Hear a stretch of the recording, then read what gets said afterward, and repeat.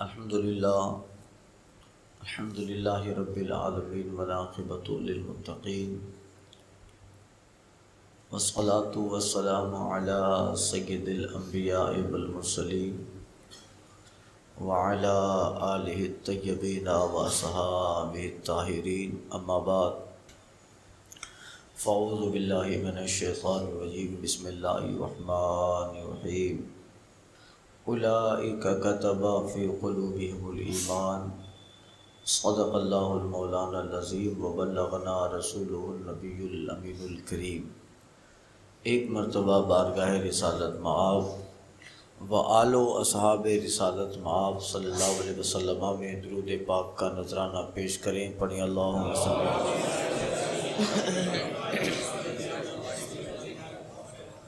صلاۃ و سلام علیک یا سیدی یا حبیبی یا رسول اللہ۔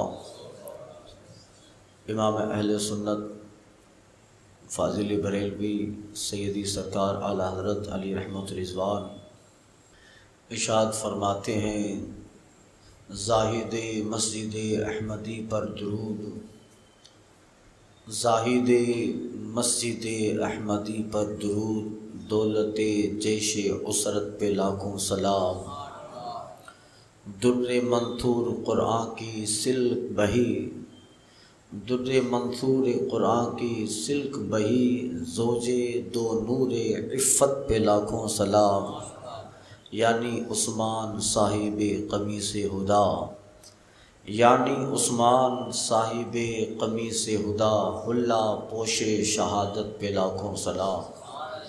نور کی سرکار سے پایا دوشالہ نور کا، نور کی سرکار سے پایا دوشالہ نور کا، ہو مبارک تم کو ذوالنورین جوڑا نور کا۔ حضرات، آج کا یہ پروگرام برکاتی گروپ کی جانب سے بارگاہ امیر المومنین خلیفۃ المسلمین سیدنا عثمان بن عفان عثمانی غنی رضی اللہ تعالی عنہ میں منعقد ہوا، اور آنے والی ذی الحجہ کی 18 تاریخ حضرت عثمانی غنی رضی اللہ تعالی عنہ کے شہادت کی تاریخ ہے، یعنی یہ پورا مہینہ گویا آپ سے منسوب، آپ سے نسبت رکھتا ہے۔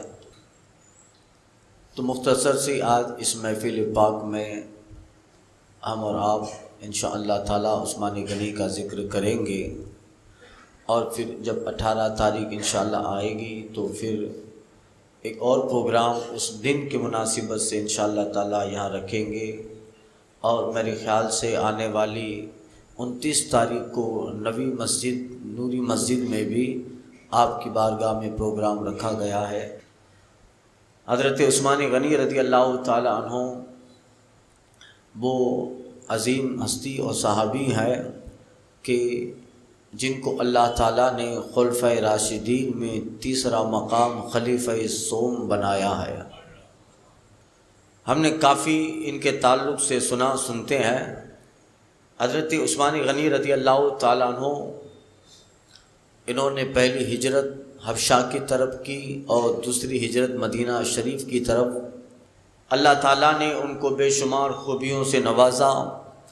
سب سے بڑی خوبی یہ ہے کہ اسلام لانے پر انہیں بہت سارا ٹارچر کیا گیا، بہت ستایا گیا۔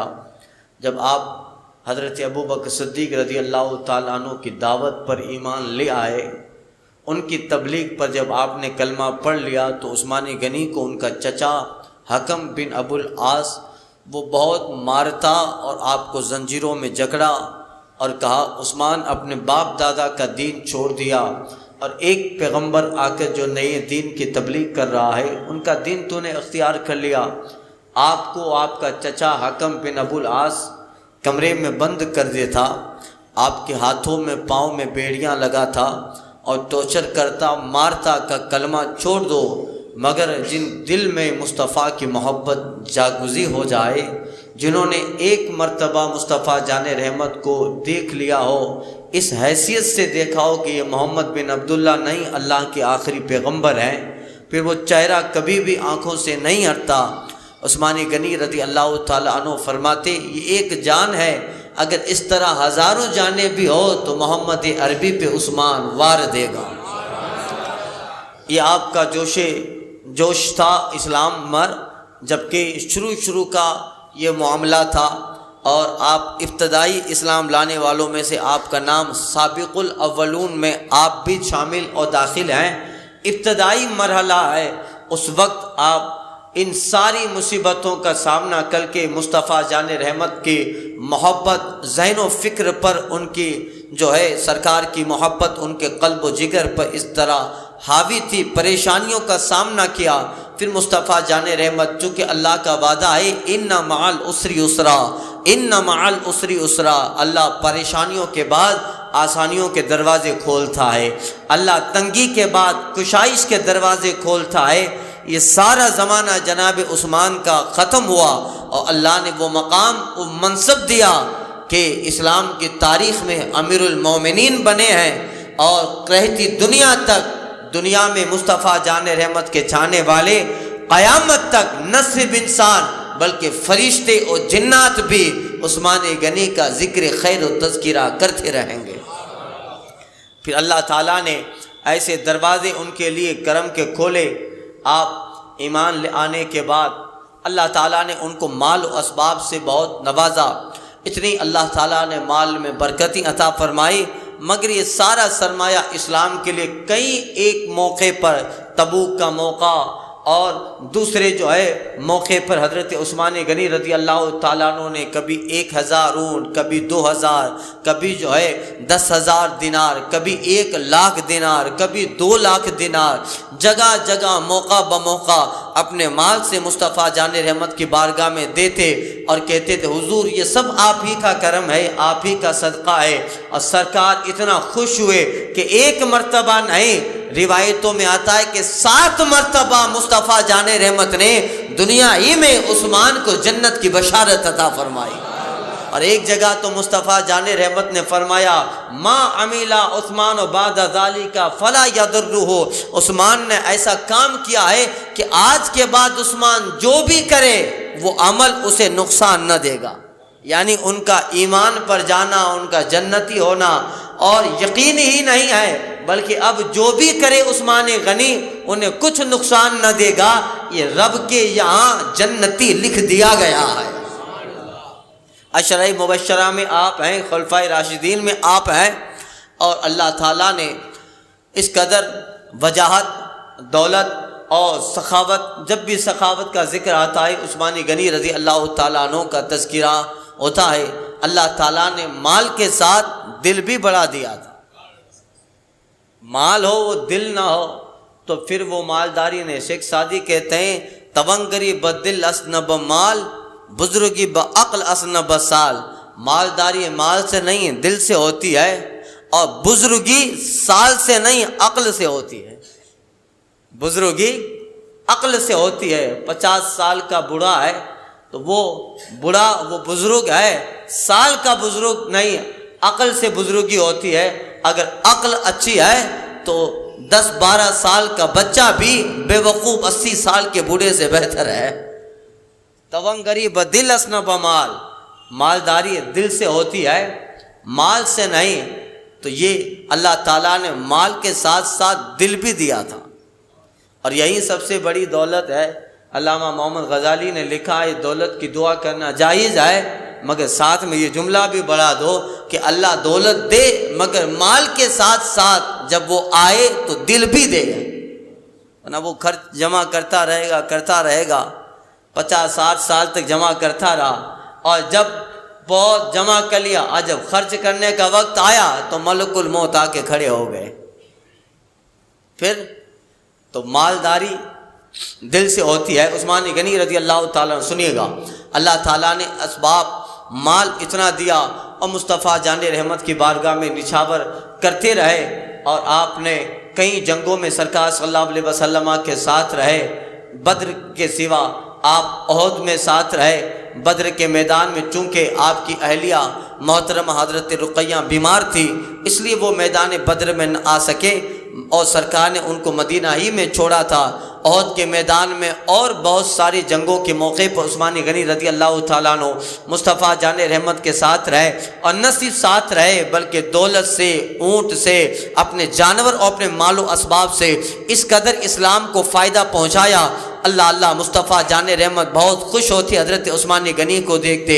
ایک بار کا ذکر حضرت مرہ بن کعب رحمۃ اللہ تعالیٰ علیہ ایک روایت نقل فرماتے ہیں، مسجد نبی میں مصطفیٰ جان رحمت ایک مرتبہ قیامت کا ذکر فرما رہے تھے، اور آقا فرما رہے تھے کہ قیامت آنے والی ہے تو قیامت میں کس قدر فتنے اٹھنے والے ہیں، کس قدر فتنوں کے دروازے اٹھیں گے، اور کس قدر لوگوں کے ذہن و فکر تبدیل ہوں گے، لوگوں کے نظریات بدلیں گے، اور فتنے اس طرح اٹھیں گے۔ مصطفیٰ جان رحمت فرماتے ہیں جس طرح تسبیح ہوتی ہے اس کا ایک دانہ آپ نکالو، اس کے دھاگے کو توڑ دو، اور ایک دانے کے بعد جس طرح ایک پے در پہ سارے دانے تسبیح کے دھاگے سے نکل جاتے ہیں، مصطفیٰ فرماتے ہیں اس طرح فتنوں کا دروازہ کھلنے والا ہے، ایک کے بعد دوسرا فتنہ، وہ ابھی ختم نہ ہوگا، تیسرا فتنہ آ جائے گا، وہ ختم نہ ہوگا، چوتھا فتنہ آئے گا، وہ ختم نہ ہوگا، پانچواں فتنہ، یعنی دنیا کو جو ہے فتنے گھیر لیں گے، لوگوں کے نظریات بدلنے لگیں گے، لوگوں کا کانسیپٹ و خیال بدلنے لگے گا، اسی میں سارے لوگ رہ جائیں گے۔ مصطفیٰ جان رحمت فرماتے ہیں جس طرح تسبیح کے دانے میں سے اگر دھاگا توڑ دو اور ایک دانہ نکلنے کے بعد سارے دانے پے در پہ نکلنے لگتے ہیں، اسی طرح فتنوں کا دروازہ ہے کھلنے والا ہے۔ اللہ تعالیٰ جس پہ کرم کرے اس کا عقیدہ محفوظ رہے گا، اس کا ایمان محفوظ رہے گا۔ یہ روایت حضرت مصطفیٰ جان رحمت بیان فرما رہے تھے، حدیث پاک حضرت کعب بن مرہ مصطفیٰ کی بارگاہ میں بیٹھے ہیں، آقا فرماتے ہیں اس وقت میرا رب چاہے اسے محفوظ رکھے گا، اتنے ہی درمیان میں مسجد نبی کے سامنے سے ایک آدمی گزرتا ہے جس کے سر پہ کالی چادر اوڑھی ہے، کالا کمبل اوڑھا تھا، وہ مسجد نبی کے سامنے سے گزرا۔ آقا منبر پہ یہ خطبہ ارشاد دیتے ہیں، یہ تقریر و بیان فرما رہے ہیں اور فتنوں کا ذکر فرماتے فرماتے جب وہ آدمی مسجد نبی کے بالکل سامنے سے گزرا جس کے سر پہ چادر ہے، مصطفیٰ فرماتے ہیں مگر اس وقت بھی یہ چادر والا فتنوں سے محفوظ ہوگا، اس وقت یہ چادر والا فتنے سے محفوظ ہوگا۔ حضرت مرہ بن کعب کہتے ہیں میں فوراً مسجد نبی سے اٹھا اور وہ چادر والا جس کی طرف اشارہ مصطفیٰ نے فرمایا، اس زمانے میں یہ انسان محفوظ رہے گا فتنوں سے، اللہ اس کو ایمان پہ رکھے گا، اللہ اس کو ثابت قدم رکھے گا، اللہ اس کو کلمہ حق پہ رکھے گا، اللہ اس کو صداقت پہ رکھے گا۔ مصطفیٰ فرماتے ہیں اس فتنوں کے زمانے میں ہی آنے جانے والا شخص محفوظ ہوگا۔ مرہ بن کعب کہتے ہیں میں فوراً اور وہ چادر اوڑھا ہوا انسان جو مسجد نبی سے گزرا تھا میں اس کے پیچھے ہو لیا، ہوتا ہوتا میں نے دیکھا ایک جگہ پر اس انسان نے اپنا قیام کیا، ٹھہرا، اور جب اس نے چادر اٹھائی ہے اور کوئی اور نہ تھا، عفان کا بیٹا جناب عثمان غنی کی ذات گرامی تھی۔ آقا فرماتے یہ محفوظ رہے گا، یعنی مصطفیٰ نے بشارت دے دی کہ فتنے ہزاروں سر اٹھائیں مگر عثمان کی حفاظت میرا رب فرمائے گا۔ حضرت مرہ بن کعب کہتے ہیں وہ چادر والا انسان عثمان غنی تھے، اللہ تعالیٰ نے انہیں محفوظ رکھا۔ ایک جگہ مصطفیٰ جان رحمت فرماتے ہیں اے عثمان لوگ چاہیں گے کہ تو خلافت کی قمیص اتار ڈالے، تو خلافت کی قمیص کو اتار ڈالے، لوگ چاہیں گے، مگر عثمان تجھ سے ہو سکے تو خلافت کی قمیص مت اتارنا، خلافت کی قمیص مت اتارنا۔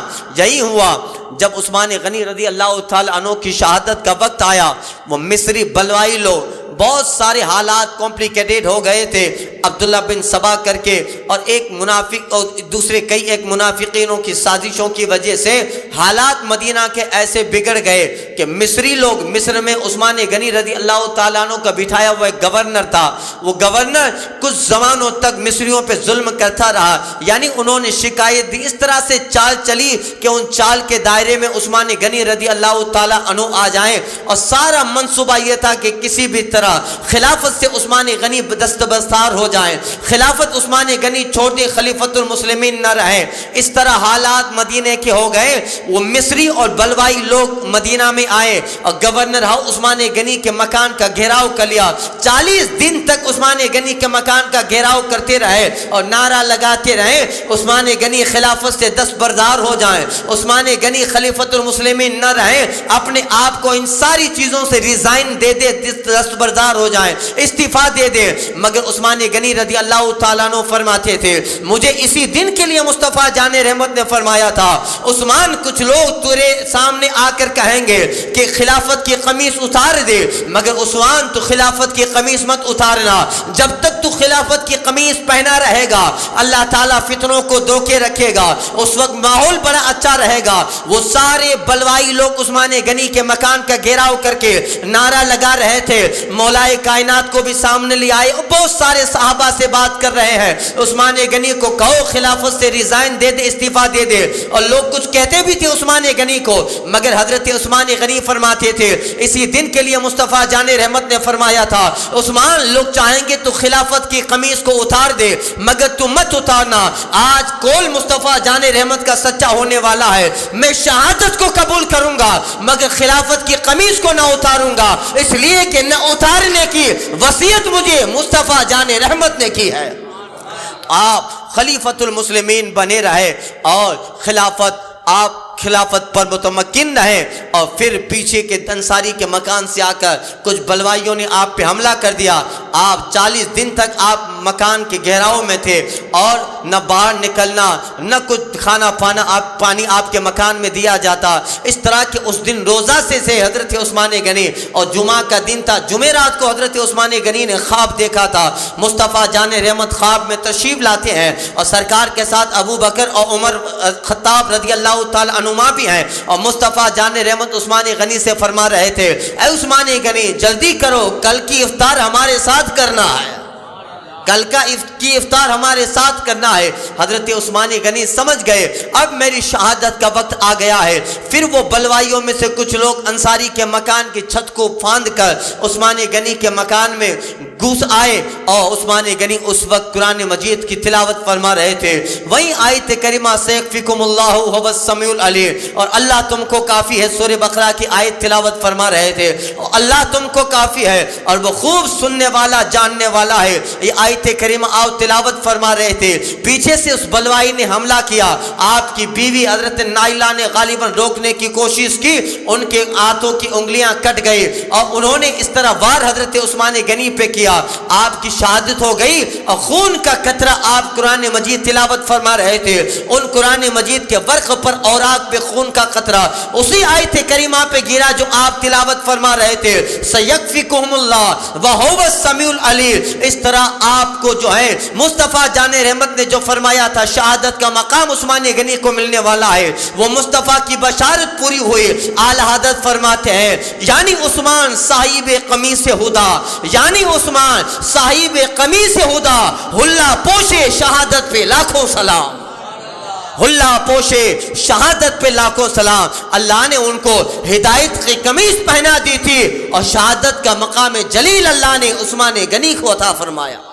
یہ جو ہے حدیث پاک میں آتا ہے جو جہاں شہید ہوتا ہے وہ زمین اس کی گواہی دے گی, جو جس جگہ شہید ہوتا ہے. حدیث پاک کا ایک مفہوم علماء بیان کرتے ہیں شہید کا خون جہاں گرتا ہے جس زمین پہ گرے گا وہ زمین کا حصہ شہید کے خون کی شہادت کی گواہی دے گا. کسی کا خون جو ہے میدان احد میں گرا ہے, احد کا وہ زمین کا حصہ گواہی دے گا اے مولا تیرا یہ بندہ اسلام کی عزت و آبیاری کے لیے میدان احد میں اسلام کی بقا و محمدی عربی کے قانون کو بچانے کے لیے اپنا سرمایہ سارا اثاثہ چھوڑ کر بدر و احد کے میدان میں آ کر اپنی جان کے نذرانے تیرے محبوب کی بارگاہ میں پیش کیا تھا. بدر کا حصہ کسی کی گواہی دے گا, احد کا پہاڑ کسی کی شہادت کی گواہی دے گا, تبوک اور جنگ خندق یا جو بھی دنیا میں جہاں شہادت پایا ہے اور شہید کے خون کا قطرہ جہاں پہ گرا ہے وہ حصہ گواہی دے گا. عثمان کس قدر جلیل القدر اللہ نے مقام و منصب دیا ہے کہ عثمان کی شہادت ہوتی ہے, ان کے خون کا قطرہ قرآن کے ورق پہ گرتا ہے, قرآن کی آیت کریمہ پہ گرتا ہے, سارے لوگوں کے لیے زمین کا حصہ گواہی دے گا. اور قیامت کے میدان میں عثمان کی شہادت کی گواہی اللہ کی کتاب قرآن مجید دینے والا ہے, اس لیے کہ ان کے خون کا قطرہ قرآن مجید کی اس آیت کریمہ پہ گرا ہے. یعنی عثمان صاحب قمیص ہدا, حلہ پوشے شہادت پہ لاکھوں سلام, زاہد مسجد احمدی پہ درود, دولت جیسے اسرت پہ لاکھوں سلام, در منصور قرآن سلک قرآن کی سلک بہی, زوجے دو نور عفت پہ لاکھوں سلام. دو نور اللہ تعالیٰ نے عطا فرمائے تھے.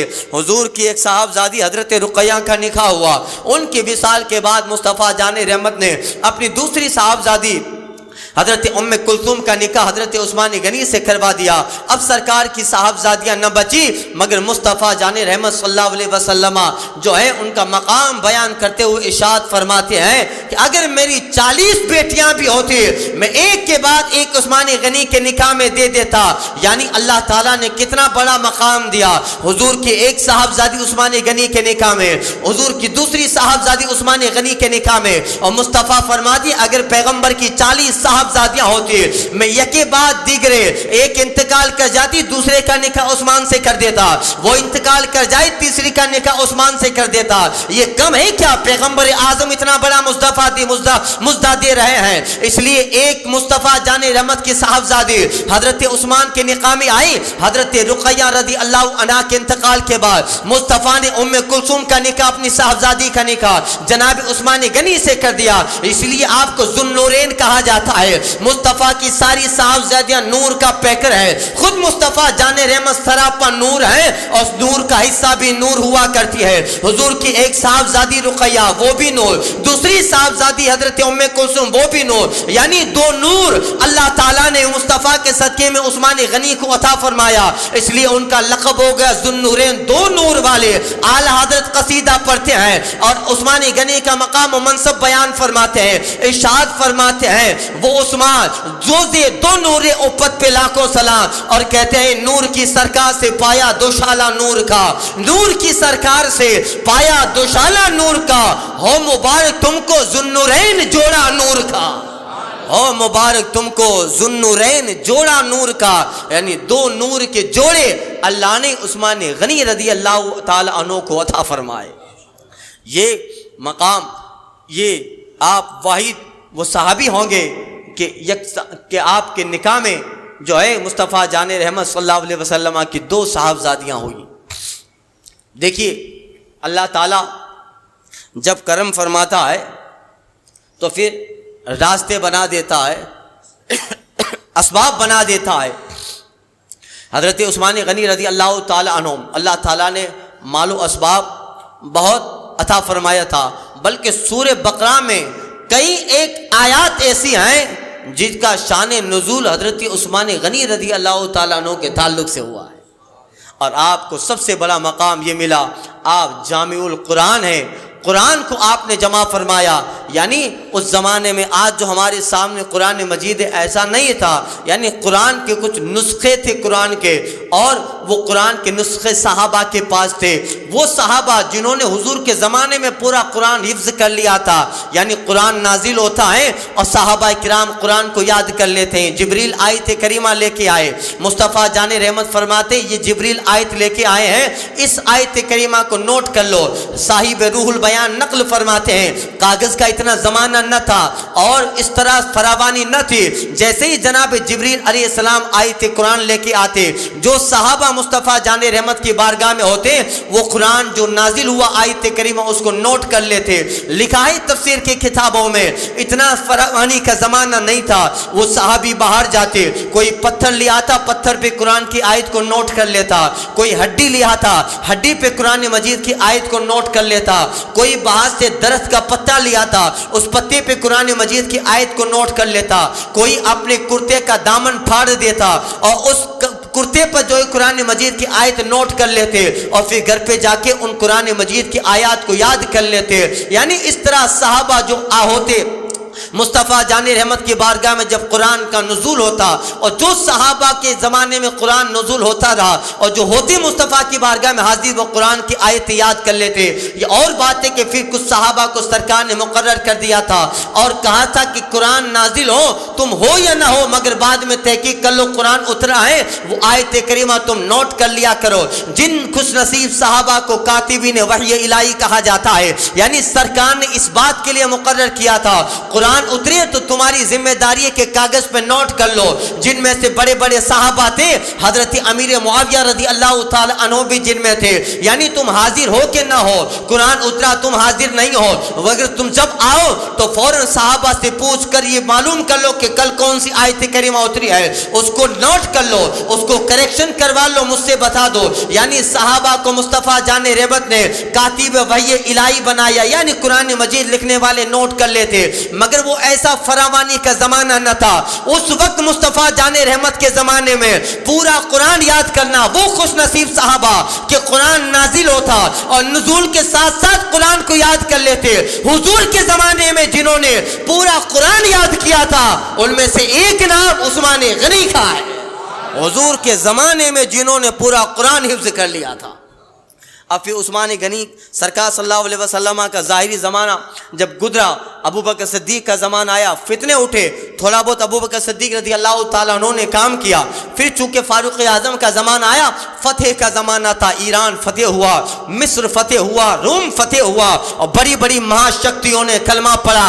روم کی سلطنت مسلمان کے قدموں میں آئی, ایران قیصر و کسریٰ کا بادشاہ اپنی پگڑیاں عمر کے قدموں میں رکھا, اور یہ بڑی بڑی دنیا کی سپر پاور طاقتیں وہ زہر ہو گئی. اور اللہ تعالیٰ نے ایران اور روم کی زمین قیصر و کسریٰ کے دلوں پر اللہ نے ان کے جو ہیں اس زمین پہ اللہ تعالیٰ نے مصطفیٰ کا کلمہ پہنچایا. یعنی فاروق اعظم کا زمانہ, فتح کا زمانہ, روم فتح ہوا, فلاں کنٹری, یہ کنٹری, وہ ملک فتح ہوا. صحابہ فتح کے اندر ہی رہتے, صحابہ غزوات کے اندر, جنگوں کے اندر رہتے, یہاں تک کہ اللہ تعالیٰ نے اس قدر فاروق اعظم کے زمانے میں اسلام کو آبیاری عطا فرمائی. عمر بن خطاب کے زمانے میں اللہ تعالیٰ نے اسلام کا حلالی پرچم اس قدر بلند اور بالا کیا کہ تقریباً آدھی دنیا پر عمر نے مصطفیٰ کا کلمہ پہنچا ڈالا, جس میں کبھی توقع نہ تھی کہ روم اور ایران کی یہ سپر پاور طاقتیں بھی کبھی مغلوب ہوں گی اور ان پہ عمر بن خطاب مسلمانوں کا لشکر غالب آئے گا. وہ سب زیر ہو گئی اور روم اور ایران میں بھی مصطفیٰ کا کلمہ پہنچا. یعنی فتح کا زمانہ, صحابہ فلاں کنٹری میں فوج ہیں, جہاد کرنے گئے, فلاں ملک میں کافروں نے سر اٹھایا ہے, وہاں صحابہ جہاد کرنے گئے. اسی طرح صحابہ اسی میں رہے یہاں تک کہ فتح کا زمانہ, اور اللہ تعالیٰ نے روشن دور عطا فرمایا مسلمانوں کو. شاید زمین پر کبھی ایسا دور آیا ہوگا جو دور اس زمین نے, اس آسمان نے فاروق اعظم کا دور دیکھا تھا. اس قدر اللہ تعالیٰ نے مال و اسباب عطا فرمایا تھا. روایتوں میں آتا ہے جب ملک فتح ہوتا مسجد نبی میں سونے کا ڈھیر کر دیا جاتا, چاندی کا ڈھیر کر دیا جاتا. اس قدر مسجد نبی میں مال غنیمت میں سونا آتا, اس قدر سونے اور چاندی کا ڈھیر ہو جاتا کہ جب صحابہ وہ مال غنیمت مفتوحہ علاقوں سے مال لے کر سارا مال مسجد نبی میں ڈالتے, اس قدر جو ہے مال کا انبار لگ جاتا. ایک آدمی اس مال اور سونے اور چاندی کے پیچھے کھڑا ہو جاتا, وہ دکھتا نہیں تھا, اس سے زیادہ سونے اور چاندی کا ڈھیر اللہ نے مسجد نبی میں لگا ڈالا تھا.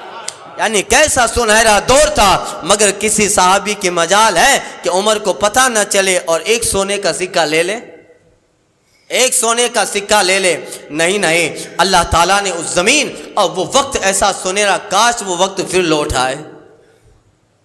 آج پھر جو ہے ہم لوگ دعا ہی کر سکتے ہیں اور کچھ نہیں کر سکتے. عمر بن خطاب کی ضرورت ہے. آج پوری یہودیت اور پورا عیسائیت کا جو ہے اس کی پوری طاقتیں صرف اسلام کو بدنام کرنے کے لیے سارا جو ہے اپنا سرمایہ لگا دیا ہے, اور اپنی ساری طاقتیں صرف اسلام کو ڈیمیج کرنے کے لیے. کبھی شام کے واقعات, کبھی مسلمانوں پہ ظلم, کبھی جو ہے برطانیہ کے حالات, کبھی جو ہے فرانس کے حالات, جہاں دیکھو مسلمان ستایا جا رہا ہے. اور آج بھی مسلمان کعبے میں پہنچ کر پھر کسی صلاح الدین ایوبی کا انتظار کر رہا ہے, پھر کسی فاروق اعظم کا انتظار کر رہا ہے. انشاءاللہ تعالی اللہ کی ذات سے امید قوی ہے پھر اللہ وہ سنہرا دور لائے گا کہ جس طرح صلاح الدین ایوبی کا نام سن کر عیسائی کا کلیجہ پھٹ جاتا جاتا تھا, یہودی پانی پانی ہو جاتا تھا. اللہ پھر وہ زمانہ لانے والا ہے, بیت المقدس بھی اللہ تعالیٰ پھر کسی صلاح الدین ایوبی کا نائب پیدا کرے گا اور زمانہ دیکھے گا عمر بن خطاب, خالد بن ولید اور صلاح الدین ایوبی اور نور الدین زنگی کا. اللہ تعالیٰ پھر ایسا نائب پیدا فرمائے گا, پھر اسلام اپنی آب و تاب کے ساتھ عمر کا دور یاد دلائے گا اور ساری دنیا کی عیسائیت یہودیت کی مشنری زیر ہوگی اور بیت المقدس کا متولی مصطفیٰ کا سچا غلام ہوگا. انشاءاللہ وہ دن دور نہیں ہے, پھر بیت المقدس پہ سرکار کا سچا عاشق آنے والا ہے. پھر بیت المقدس و ملک شام پر اللہ تعالیٰ مصطفیٰ جان رحمت کے سچے نائبین کو قبضہ دے گا. اور وہ دن آئے گا جب ظلم بڑھتا ہے تو قدرت کو جلال آتا ہے, جب ظلم بڑھتا ہے تو قدرت کو جلال آتا ہے. فرعون کا جب سر اٹھتا ہے تو کوئی موسیٰ پیدا ہوتا ہے. یقیناً زمانے میں تاریخ بدلتی رہی ہے. ظلم جب بہت پانی اس کا سر سے اوپر ہو جاتا ہے, اللہ تعالیٰ اس کو دبانے کے لیے ہر فرعون کے زمانے میں موسیٰ پیدا فرماتا ہے, ہر نمرود کے زمانے میں ابراہیم خلیل اللہ پیدا فرماتا ہے. اور جب یزیدیت کے وبا پورے دنیا کو گمراہی کے شکنجے میں لیتی ہے تو اللہ تعالیٰ پھر کسی حسین کو میدان کربلا کے لیے پسند فرما دیتا ہے. انشاءاللہ تعالیٰ پھر وہ دور آنے والا ہے. خالد کبھی موجوں ہاتھوں میں علم لیتے ہیں, تاریخ کبھی موجوں پہ قدم لیتے ہیں. ہر دور میں اٹھتے ہیں یزیدی فتنے, ہر دور میں شبیر جنم لیتے ہیں. انشاءاللہ تعالیٰ فاروق اعظم کا وہ زمان آیا, اللہ نے فتح عطا فرمائی اور اس قدر لوگوں میں جو ہے مال اور اس قدر اسباب آئے. اللہ تقریباً 45 لاکھ کلومیٹر زمین پر فاروق اعظم نے کلمہ پھیلا دیا. یہ حال تھا عمر بن خطاب کا. یہ سب کیا تھا؟ یہ سب چیزیں مصطفیٰ جان رحمت صلی اللہ علیہ وسلم کی محبت اور حضور کے عشق کی بنیاد پر تھی. عمر بن خطاب ایک جنگ پہ موقع پر ہے اور پڑاؤ کیا تھا ایک پہاڑی پر, نیچے چراگاہ ہے اور عمر بن خطاب اپنے تلوار کا دستہ جو ہے اپنی تھوڑی پہ لگا کے نیچے چراگاہ کو دیکھ رہے تھے اور فاروق اعظم کی آنکھوں میں آنسو آ گئے. ایک صحابی قریب آ کر کہتے ہیں عمر اس وقت بچوں کی طرح بلکنے کی وجہ کیا ہے؟ فاروق اعظم کہتے ہیں یہ جو نیچے چراگاہ دکھ رہی ہے, یہ جو چرنے والی زمین ہے, کہاں ہاں ایک زمانہ تھا, میں اس زمانے میں جب اسلام نہ لایا تھا, پیغمبر اعظم نے اعلان نبوت بھی نہ فرمایا تھا, اس وقت اپنے باپ خطاب کے اونٹوں کو ادھر چرانے آتا تھا اور 5 اونٹ میرا باپ خطاب مجھے دیتا تھا. صبح سے شام تک اسی چراگاہ میں اپنے باپ خطاب کے اونٹوں کو چراتا اور جب شام کو گھر پہ واپس جاتا میرا باپ خطاب مجھے چابوک سے مارتا تھا اور کہتا تھا عمر عرب کا بیٹا ہو کر اونٹ چرانا نہیں آتا ہے. میرا باپ مجھے جو ہے 5 اونٹوں کو لائن میں کھڑا رکھنے کو بولتا تھا اور جب میں 5 اونٹوں کو لائن میں کھڑا رکھتا, جب 5واں اونٹ لائن میں لاتا پہلا اونٹ اپنی جگہ چھوڑ دیتا تھا, اس کو جب درست کرنے جاتا 5واں اونٹ اپنی جگہ چھوڑ دیتا. میرا باپ خطاب مجھے چابوک سے مارتا اور کہتا تھا عمر عرب کا بیٹا ہو کر 5 اونٹ لائن میں نہیں رکھ پاتا ہے, عرب کا بیٹا ہو کر ایک اونٹ 5 اونٹوں کو صحیح سے چراگاہ میں چرا نہیں سکتا ہے, آگے عمر کون سا بڑا کام کرے گا؟ عمر بن خطاب وہ زمین کو دیکھ رہے ہیں اور وہ زمانہ ہے فاروق اعظم کے خلیفۃ المسلمین ہونے کا زمانہ, آپ کی خلافت کا زمانہ ہے. فاروق اعظم اس زمین کو دیکھ کر رو رہے ہیں اور اپنے صحابی جس نے پوچھا تھا اس سے فرما رہے ہیں ایک زمانہ تھا عمر سے تو 5 اونٹ بھی لائن میں کھڑے نہ رہتے تھے, مگر مصطفیٰ کی محبت نے عمر کو کیسا مقام عطا فرمایا, حضور کی عقیدت نے عمر کو کتنا بڑا مقام عطا فرمایا. جو عمر 5 اونٹوں کو لائن میں کھڑا نہیں رکھ سکتا تھا, آج 45 لاکھ زمین پہ کروڑوں انسان ہیں, عمر کی آواز پہ سب بستہ حاضر ہو رہے ہیں.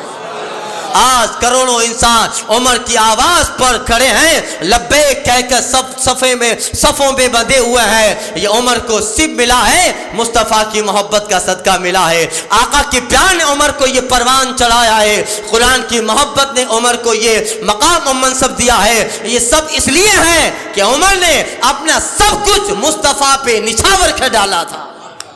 وہ زمانہ فتح کا، مگر جب عثمان غنی رضی اللہ تعالیٰ عنہ کا زمانہ آیا تو فتنوں کا دروازہ کھلا، یعنی طرح طرح کے فتنے اٹھے، جو کہ ابو بکر صدیق کے زمانے میں بھی مسلمہ کذاب کا فتنہ اٹھا جس نے نبوت کا دعویٰ کیا، کچھ لوگ مانگنے زکوٰۃ پیدا ہو گئے، اب زکوٰۃ نہ دیں گے، طرح طرح کے فتنے عمر بن خطاب کے زمانے میں، مگر عثمان غنی کا جب زمانہ آیا طرح طرح سے لوگوں کا دماغ بدلنے لگے، یہودی الگ کوشش کر رہا ہے، عیسائی الگ کوشش کر رہا ہے، مدینہ کا یہودی الگ طرح سے مسلمانوں کو ٹارگیٹ بنا رہا تھا، خیبر کا یہودی الگ طرح سے مسلمانوں کو ٹارگیٹ بنا رہا تھا، فلسطین و شام کے یہودی کفار سے مل کر الگ مسلمانوں کے خلاف سازشیں بنا رہے تھے، یعنی اسلام شکنجے میں تھا، اسلام کو چاروں طرف سے یہودیت اور نصرانیت، عیسائیت و صلیبی طاقتوں نے اور مشرکانہ طاقتوں نے گھیر کے رکھا تھا، طرح طرح کے فتنے اٹھے اور کچھ لوگ انہی میں رہ گئے، جن کو اللہ نے محفوظ رکھا وہ محفوظ رہے، مگر بہت سارے لوگوں کے دماغ بدلتے گئے، بہت سارے لوگ انہی چیزوں میں الجھ کے رہ گئے۔ عثمان غنی سوچتے ہیں اگر ایسا ہی رہا تو پھر آنے والے زمانے میں لوگ اسی طرح لوگ ان چیزوں میں لگ جائیں گے، پھر اسلام اور قرآن کی تعلیم سے لوگوں کی دلچسپی نہ رہے گی، دنیا اپنا جال پھیلا رہی ہے، ہر آنے والا دین دنیا داری زیادہ لا رہا ہے، یعنی ہر آنے والے دین میں ذہن و فکر میں دنیا داری بڑھتی جا رہی ہے، یعنی جتنا زمانہ مصطفیٰ کے دور سے دور ہوتا جا رہا ہے، سرکار کے ظاہری حیات سے زمانہ دور ہوتا جا رہا ہے، اس قدر لوگوں کے دماغ میں دنیا آتی جا رہی ہے، کہیں ایسا نہ ہو کہ لوگوں کے بالکل ذہن و فکر میں دنیا آ جائے تو پھر قرآن کا مشن تھپ پڑ جائے، مصطفیٰ کا مشن تھپ پڑ جائے۔ عثمان غنی نے سوچا کہ اور کچھ کرے نہ کرے مگر مصطفیٰ جان رحمت نے عالم کے لیے گائیڈنس بک عطا فرمائی ہے، پوری دنیا کے لیے قیامت تک کے لیے ایک دستور مصطفیٰ نے دیا ہے، ایک کانسٹیٹیوشن مصطفیٰ نے دیا ہے، ایک ضابطہ مصطفیٰ جان رحمت نے دیا ہے، وہ ضابطہ قرآن کی شکل میں اللہ نے عطا فرمایا، وہ ضابطہ کلام مجید کی شکل میں عطا فرمایا۔ اگر قرآن نہ رہے گا تو لوگوں کے نظریے خراب ہو جائیں گے، اگر قرآن نہ رہے گا تو ضابطہ کہاں سے ملے گا، اگر قرآن نہ رہے گا تو قانون کہاں سے ملے گا۔ کافی قرآن صحابہ کے پاس الگ الگ نسخوں میں تقسیم ہے، کہیں ایسا نہ ہو کہ یہ صحابہ بھی چلے جائیں اور آگے چل کے دنیا داری کا دور آ جائے اور یہ مشن یہیں پہ ٹھپ ہو جائے۔ عثمان غنی نے سوچ لیا اور اسی وقت عثمان غنی نے قرآن کو جمع کرنے کی ساری کوششیں شروع کر ڈالی۔ اب قرآن کو جمع کیا اس طرح کہ اس زمانے میں صحابہ جو قرآن نازل ہوتا تھا، پہلے ان صحابہ کو بلایا جو کو حضور کے زمانے میں جن کو قرآن بہت ازبر یاد تھا، ان میں ایک حضرت عثمان غنی رضی اللہ تعالیٰ عنہ تھے، اور جن صحابہ نے حضور کے زمانے میں قرآن مجید نوٹ کیا تھا ان صحابہ کرام کو جو ہے طلب کیا گیا، کوئی مصر میں تھا، کچھ لوگ یمن میں ہے، کوئی ایران میں ہے، کوئی کہاں ہے، فوراً عثمان غنی نے مہر لگا کے خط لکھا، تنوع مصطفیٰ جان رحمت کے زمانے میں جہاں قرآن محفوظ کیا تھا، ایک آیت بھی اس وقت تمہارا دور تھا، تم تھے حضور کی بارگاہ میں، اور ایک آیت بھی اس وقت اتری تھی اور تم نے نوٹ کیا تھا، فوراً وہ آیت کریمہ مدینہ میں پہنچا ڈالو، اگر وقت نہیں ہے کہ پہنچا پاؤ ہمیں حکم دو، ہمیں خط لکھو، ہم اپنا غلام بھیجیں گے، دو گواہوں کے ساتھ قسم کے ساتھ وہ آیت کریمہ فوراً مدینہ میں پہنچا دو۔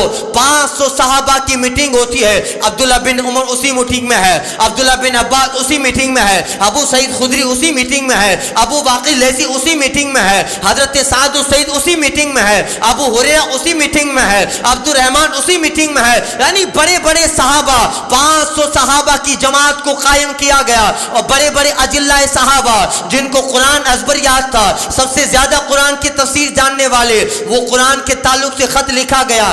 صحابہ جہاں تھے، صحابی جن کے پاس ایک بھی قرآن مجید کی 2 آیتیں تھی، وہ فوراً مدینہ میں پہنچانے کی فکر کرتا ہے، یہاں تک کہ صحابہ کا یہ عمل کافی سالوں سے جاری رہا۔ سارے قرآن کے نسخے جب آ گئے، اب حافظ قرآن کو بلایا گیا، بتاؤ کوئی آیت چھوٹ تو نہیں رہی ہے؟ سب لوگوں کا اتفاق ہوا نہیں، یہ آیت مکہ میں نازل ہوئی، یہ آیت مدینہ میں نازل ہوئی، یہ آیت بدر میں نازل ہوئی، یہ آیت آیت احد میں نازل ہوئی, یہ آیت مصطفیٰ جان رحمت کے حجرے میں نازل ہوئی, مسجد نبی میں یہ آیت کریمہ کا نزول ہوا. یعنی سارے صحابہ کا سمرتھن رہا, سارے صحابہ نے اس بات پر اتفاق کیا. اب کوئی بھی آیت چھوٹ نہیں رہی ہے. دیکھیے صحابی کبھی گمراہی پہ اتفاق نہیں کر سکتا. مصطفیٰ کی حدیث ہے لا تجتمع اصحابی علی الضلالہ, میرا صحابی کبھی گمراہی پہ اتفاق نہ کرے گا, میرا صحابی کبھی گمراہی پہ جو ہے اجماع نہ کرے گا.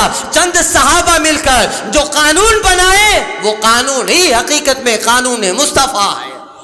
تو یہ سب جمع کیا گیا. اب جب سارا قرآن اور نسخے جمع ہوئے, قسم کے ساتھ گواہوں کے ساتھ سب سارے نسخے جمع ہو گئے, تو اب ان کو ترتیب دینے کی باری آئی. اللہ کیسے ترتیب دیا جائے؟ قرآن کی پہلی آیت کریمہ اقرا ہے, اقرا کو پہلے رکھا جائے. آخری آیت کریمہ احکام کے تعلق سے حجۃ الوداع کے موقع پہ اتری تھی. الیوم اکملت لکم دینکم واتممت علیکم نعمتی ورضیت لکم الاسلام دینا, اس کو آخر میں رکھا جائے. جو پہلے اتری ہے اس کو پہلے رکھا جائے, آخر میں اتری ہے اس کو آخر میں رکھا جائے. صحابہ کنسلٹنگ دے رہے ہیں, صحابہ اپنے اپنے سوچ و وچار دے رہے ہیں, یہاں تک کہ سب لوگوں کے ملی جلی رائے سے یہ بات اتفاق پاتی ہے کہ جو سب سے بڑی سورت ہے اس کو پہلے رکھا جائے, اس کے بعد چھوٹی والی سورت, یہاں تک کہ 2.5 پاروں میں پھیلی ہوئی سورہ بقرہ کو پہلے رکھو, اس کے بعد تقریباً 2 پاروں والی سورہ آل عمران اس کو بعد میں رکھو, اس کے بعد اس سے چھوٹی سورت غالباً سورہ نساء ہے اس کو بعد میں رکھو, اس کے بعد اس سے چھوٹی سورت سورہ مائدہ ہے اس کو بعد میں رکھو, اس کے بعد اس سے چھوٹی سورت سورہ انعام ہے اس کو بعد میں رکھو. یعنی چھوٹی چھوٹی چھوٹی ہوتے جب 30واں پارہ پہنچتا ہے تو انا اعطیناہ و قل اللہ جیسی چھوٹی آ جاتی ہیں. یہ آسانی رہے تاکہ ایک یاد کرنے والا اگر 2.5 پارے کی سورہ بقرہ یاد کر چکا ہے تو اس کے بعد 2 پارے والی سورہ آل عمران جلدی یاد کرے گا, اور جب 2 پارے والی سورہ آل عمران یاد کر چکا تو 1.25 یا 1.5 پارے والی سورہ نساء و سورہ مائدہ جلدی یاد کرے گا. یہاں تک کہ عثمان غنی کے کہنے پر اسی طرح پھر قرآن کو جمع کیا گیا. سورہ بقرہ پہلے رکھی گئی, اس کے بعد ترتیب سے 30ویں پارے تو سورتوں کو ترتیب دیا گیا. یہاں تک کہ آج جو ہمارے سامنے قرآن ہے اس کو قرآن عثمانی کہا جاتا ہے, اس کو مصحف عثمانی کہا جاتا ہے. اگر آپ جمعہ کے دن جلدی میں نہ ہو اور آپ کا دماغ اپنے سیڑھیوں پہ پڑے ہوئے چپل کے پاس نہ ہو تو امام کا خطبہ سنتے وقت آپ نے سنا ہوگا, امام جب دوسرا خطبہ دیتا ہے اور صحابہ کا نام لیتا ہے, ابو بکر صدیق کا نام لیتا ہے, افضل البشر بعد الانبیاء بالتحقیق ابی بکر صدیق, اب موافق راہیو بالوحی والکتاب مزین المنبر والمحراب ابی حفص عمر بن خطاب, عثمان غنی کا نام لیتا ہے جامع القرآن کامل الحیا والایمان ابی عمر عثمان بن عفان, یعنی قرآن کو جمع کرنے والے حیا میں کامل جناب عثمان غنی ہے. یہ امت کے لیے بہت بڑا کرم جناب عثمان غنی نے کیا کہ اب قیامت تک لوگ قرآن پڑھتے رہیں گے. یہ قرآن عثمانی کہلائے گا. یہ ترتیب عثمان غنی کی ترتیب ہے, اس کا جو بکھرا ہوا جو اصول ہے وہ حضرت عثمان غنی کا اصول ہے. یہاں تک کہ یہ مصحف عثمانی ہے آج پوری دنیا میں پڑھا جا رہا ہے. امت کے لیے کام عثمان غنی نے آسان فرما دیا, امت کے لیے پڑھنا قرآن کو عثمان غنی نے آسان فرما دیا. قیامت تک قرآن پڑھا جاتا رہے گا اور قیامت تک مصطفیٰ کی امت جب قرآن پڑھتے رہیں گے اللہ قیامت تک ثواب جنت البقیع میں عثمان غنی کو دیتا رہے گا. جامع القرآن کامل الحیا والایمان, قرآن کو جمع کرنے والے اور حیا میں کامل, ایسے حیا میں کامل تھے. اللہ مصطفیٰ فرماتے الا استحی منہ تستحی الملائکہ, اے صحابہ میں اس سے حیا نہ کروں جس عثمان سے فرشتے بھی حیا کرتے ہیں. یہ عثمان غنی ہے اور اللہ تعالیٰ نے اس قدر شان و شوکت عطا فرمائی. ذی الحجہ 18 تاریخ ہجری 35 میں آپ نے وصال فرمایا اور مصطفیٰ جان رحمت کے سامنے یعنی جنت البقیع میں حضرت عثمان غنی رضی اللہ تعالیٰ عنہ کا مزار پاک ہے. ابر کرم ان کے مرکز پہ گہر باری کرے, حشر تک شان کریم ناز برداری کرے. ہزاروں رحمتیں ہوں اے امیر کارواں تجھ پر, فنا کے بعد بھی باقی ہے شان رہبری تیری. زاہد مسجد احمدی پر درود, دولت جیسے اسرت پہ لاکھوں سلام. قرآن در منصور قرآن کی سلک بہی, زوجے دو نور عفت پہ لاکھوں سلام.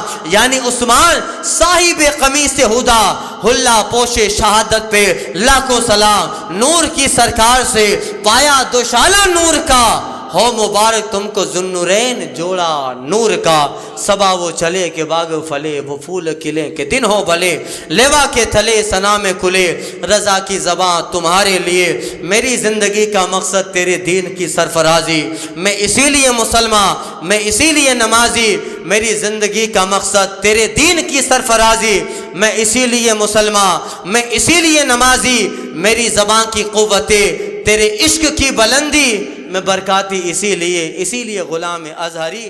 وآخر دعوانا